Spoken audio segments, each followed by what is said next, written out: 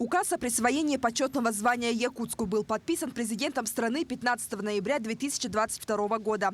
Но предварительная работа по поиску архивных документов, консультациями с историками и краеведами, сбором воспоминаний началась намного раньше. Для присвоения официального звания «Трудовой подвиг военного времени» требовалось документальное подтверждение. Мы должны были собрать документы о том, что здесь во время войны какое-то воинское подразделение получило государственную награду. Вот как раз это у нас был Алсиб, здесь штаб в Якутске был. Второе, нам надо было найти документы о том, что во время войны гражданские люди, работающие здесь на предприятиях, тоже получали государственные награды за свой труд.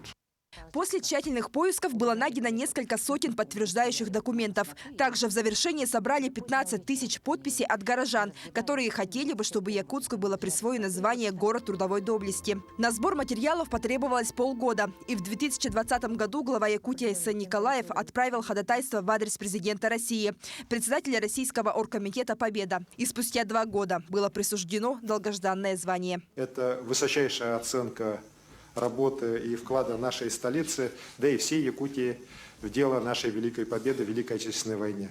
Глава республики Айсен Николаев поручил правительству республики организовать работу по установке стелы. Для этого был приглашен московский архитектор и скульптор Денис Тритович, который специализируется на разработке проектов стел.